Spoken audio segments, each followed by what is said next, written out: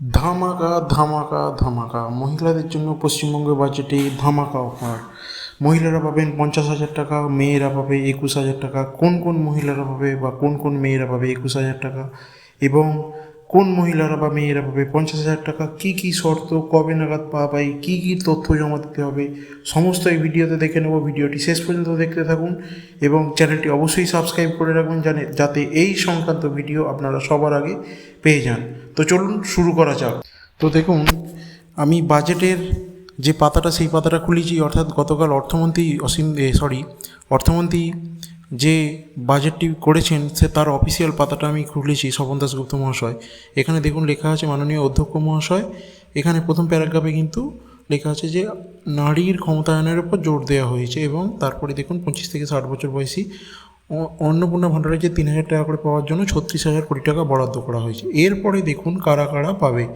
উচ্চশিক্ষায় ছাত্রীদের ড্রপ আউটের হার কমাতে সরকারি বা সরকার পোষিত কলেজে আন্ডার গ্র্যাজুয়েট কোর্সে ভর্তির সময়ে ছাত্রীদের জন্য একটি নতুন স্কিম চালু করা হবে। এই স্কিমে সরকারি ও সরকার পোষিত কলেজের অবিবাহিত ছাত্রীদের এককালীন 50,000 টাকা সহায়তা দেওয়া হবে। এই জন্য আমি 1,000 কোটি টাকা বরাদ্দের প্রস্তাব করেছি। এরপরে দেখুন বলা হয় যে মায়ের কোল সভ্যতার সূতিকাগার, গর্ভবতী ও স্তন্যদানকারী মায়েদের মজুরির ক্ষতিপূরণের জন্য উন্নত স্বাস্থ্য পরিষেবা গ্রহণে উৎসাহ দিতে এবং মা ও শিশুর জন্য উন্নত পুষ্টির ব্যবস্থা করতে কেন্দ্রীয় সরকার প্রধানমন্ত্রী মাতৃবন্দনা যোজনা চালু করেছে। এই সংবেদনশীল শ্রেণীকে অতিরিক্ত আর্থিক সহায়তা দিতে আমি প্রধানমন্ত্রী মাতৃবন্দনা যোজনার আর্থিক সাহায্য সহ মোট 21,000 টাকার আর্থিক সহায়তা ঘোষণা করছি। এছাড়াও গর্ভবতী মায়েরা 6টি পুষ্টি কিট পাবেন। এর পরের প্যারাগ্রাফে দেখুন বাসের যে বিনামূল্যে বাস তার জন্য 550 কোটি টাকা বরাদ্দ করেছেন বা পিঙ্ক কার্ড চালু করা হবে সেটাও লিখেছেন।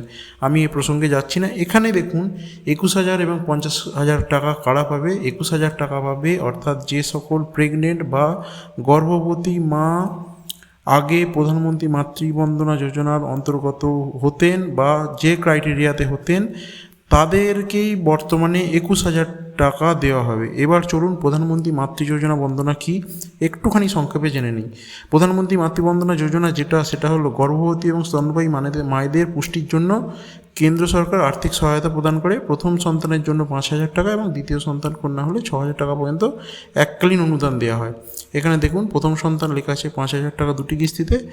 প্রথম কিস্তি গর্ভাবস্থা নিবন্ধনের সময় এবং দ্বিতীয় কিস্তি সন্তান জন্মের পর এবং সন্তান সম্পূর্ণ প্রথম টিকার কোর্স সম্পূর্ণ করার পর 2,000 টাকা এবং দ্বিতীয় কন্যা সন্তান হলে 6,000 টাকার আর্থিক সহায়তা পাওয়া যাবে।